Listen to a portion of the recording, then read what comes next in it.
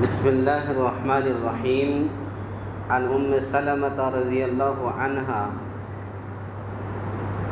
أن النبي صلى الله عليه وسلم قال: إذا دخلت العشر وأراد أحدكم أن يضحي فلا يمس من شعره وبشره شيئا.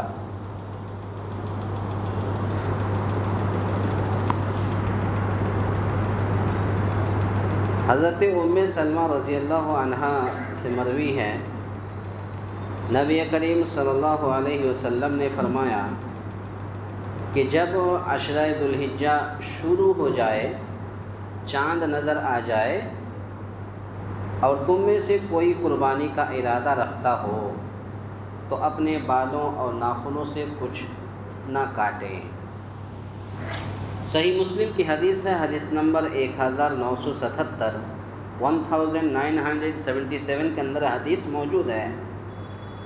ہم میں سے جو لوگ بھی، ظاہر سی بات ہے ہم سبھی لوگ قربانی کا ارادہ رکھتے ہیں،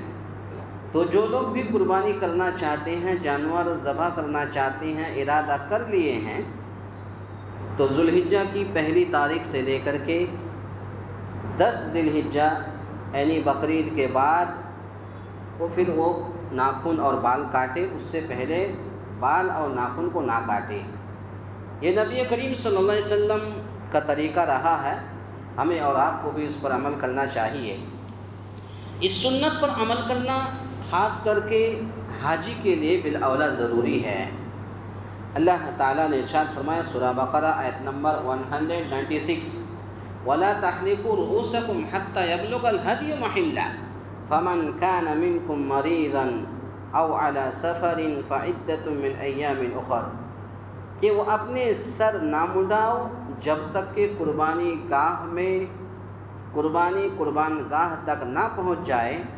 البتہ تم میں سے جو بیمار یا اس کے سر میں کوئی تکلیف ہو جس کی وجہ سے سر منڈا لے تو اس پر فدیہ ہے،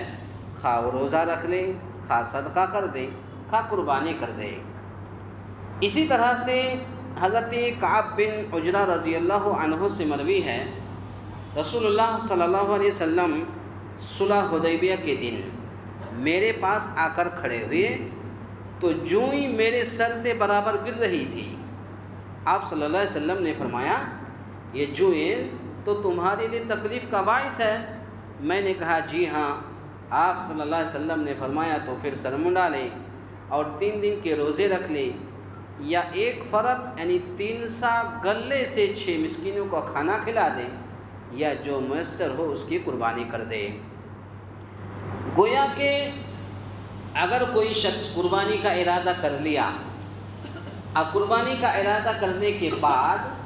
اس کو کوئی بیماری آ گئی، کوئی تکلیف آ گئی سر میں، یعنی سر میں یا تو جوئیں آ گئی، یا تو سر کا بال گر رہا، یا تو پھر ڈاکٹری کوئی علاج ہے، ڈاکٹر نے بتایا ہے کہ آپ کے سر کے بال نکال دینا ہے،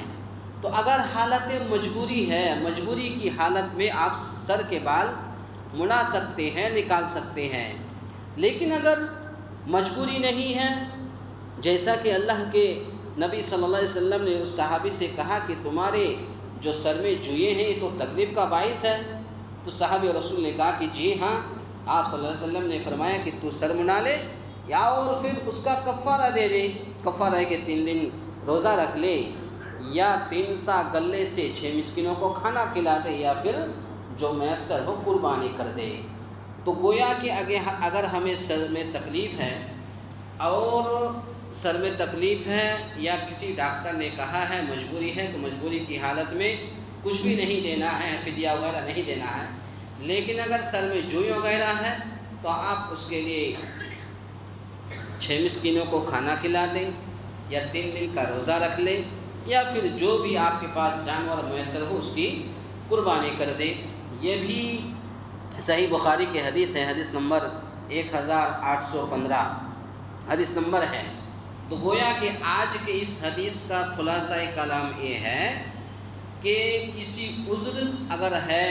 عذر کی بنا پر اگر کوئی عذر ہے تو عذر اگر ہے تو بال اور ناخن کاٹ سکتے ہیں، لیکن اگر کوئی عذر نہیں ہے اور قربانی کا پکا پختہ ارادہ کر لیا ہے تو پھر بال اور ناخن نہ کاٹے، یہی سنت طریقہ ہے۔ اللہ تعالیٰ سے دعا ہے یا الہ العالمین ہم تمام مسلمانوں کو کہنے سننے سے زیادہ نیک عمل کرنے کی توفیق عطا فرمائے، آمین۔ اقول قولی ھذا استغفر اللہ لی ولکم ولسائر المسلمین واستغفروہ انہ هو الغفور